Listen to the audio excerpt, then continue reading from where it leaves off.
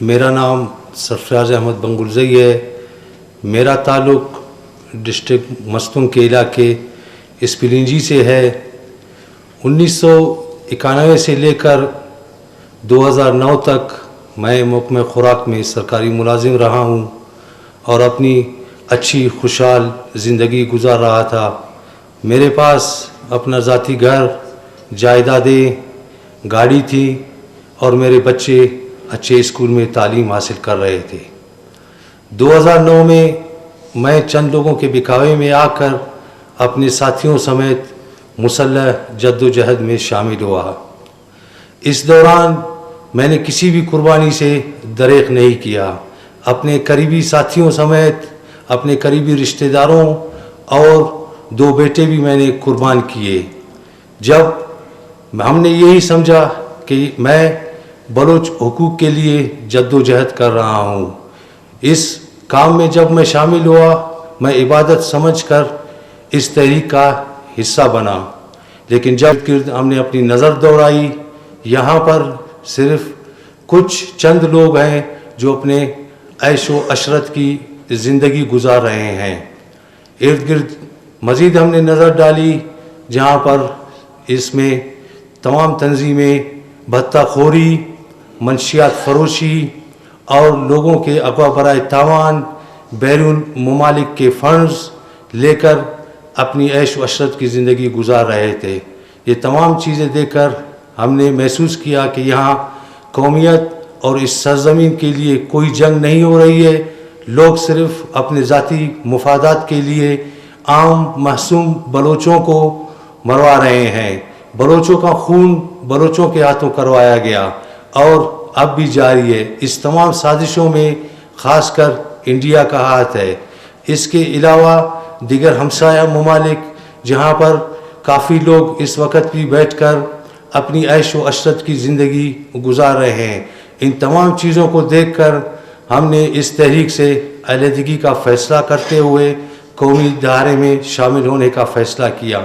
میں اور میرے ساتھ 70 ساتھی قومی دھارے میں شامل ہو گئے ہیں.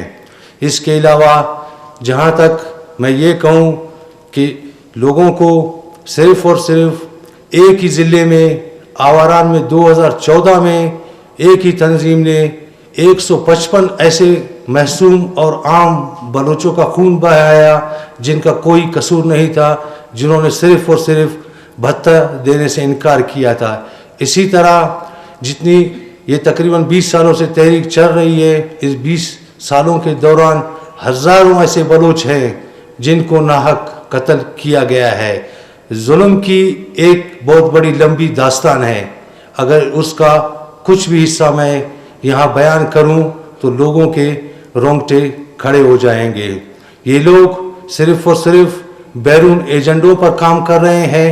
جیسا کہ شہید جنرل سرفراز کا ہیلی کریش ہوا جو کہ ایک تکنیکی خرابی تھی جس کا میں خود چشمدید گواہ ہوں. اس کے بعد براس نے اس کی ذمہ داری لی جو کہ صرف اور صرف انڈیا کے کہنے پر، اور انڈیا سے پیسے لے کر وہ یہاں پر اپنے ہی بلوچوں کا خون بہا رہے ہیں.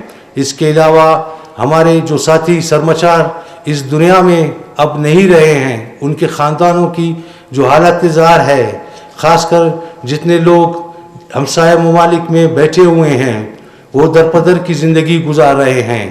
میں انہیں بھی دعوت دوں گا کہ وہ بھی آئے، اور ریاست سے بھی میں اپیل کرتا ہوں کہ ان کے لیے بھی راہ ہموار کی جائے.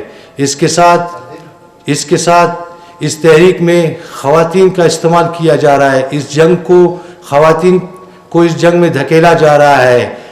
ہماری بلوچی روایات ہے کہ خواتین کو ایک احترام کی نگاہ سے دیکھا جاتا ہے، لیکن یہاں پر خواتین کو جنگ کا حصہ بنایا جا رہا ہے. خواتین ماں، بہن اور بیٹی شریک حیات کا روپ رکھتی ہے. ان کو صرف اور صرف اس لیے استعمال کیا جا رہا ہے تاکہ نوجوانوں میں جذبات پیدا ہوں.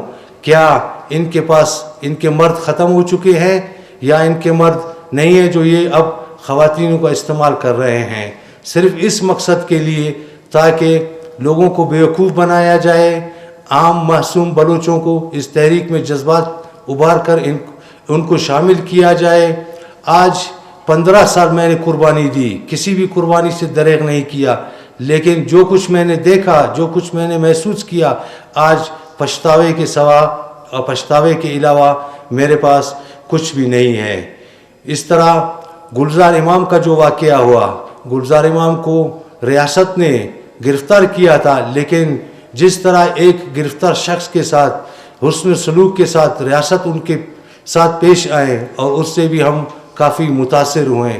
میں تمام ان بلوچوں سے اپیل کروں گا جو اس تحریک کا حصہ بنے ہوئے ہیں, وہ ان سے اپنی راہیں جدا کرے. کوئی جنگ حقوق کی جنگ نہیں ہے, کسی سرزمین کی جنگ نہیں ہے, یہ صرف اور صرف لوگوں کو بیوقوف بنا رہے ہیں. 15 سال کا ہمارا کافی تجربہ رہا, ہم نے بہت کچھ دیکھا, بہت کچھ محسوس کیا, بہت درپدری کی زندگی گزاری.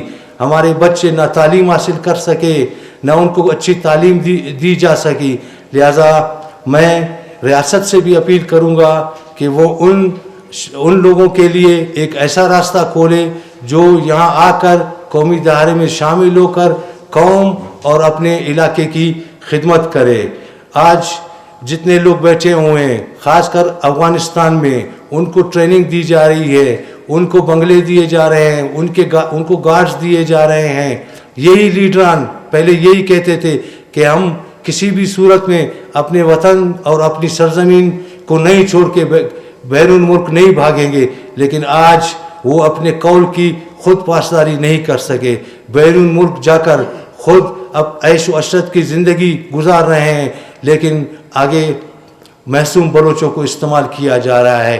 جب تک میں یہاں پہاڑ میں تھا مجھے کوئی علم نہیں تھا, کچھ بھی معلوم نہیں تھی. جب میں یہاں سے افغانستان گیا وہاں سب کچھ میں نے دیکھا, ساری چیزیں میرے آنکھوں کے سامنے ہوتی ہوئی گزری ہیں.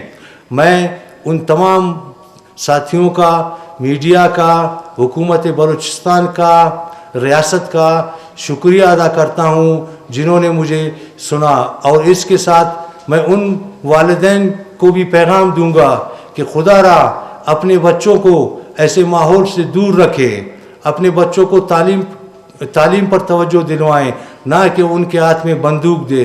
بندوق اس مسئلے کا حل نہیں ہے. یہاں پر میں خود سرکاری ملازم رہ چکا ہوں. بلوچستان کی محرومیاں, بلوچستان کی پسماندگی کا حل صرف اور صرف کرپشن پہ قابو پانے سے حل ہو سکتا ہے. یہاں پر کرپشن کافی ہوتا ہے. اگر ملک کو دیا گیا جتنا بھی بجٹ دیا جاتا ہے اس کا 50% بھی عام لوگوں پر خرچ کیا جائے تو میرے خیال یہاں کے لوگ کافی خوشحال ہوں گے. بہت شکریہ.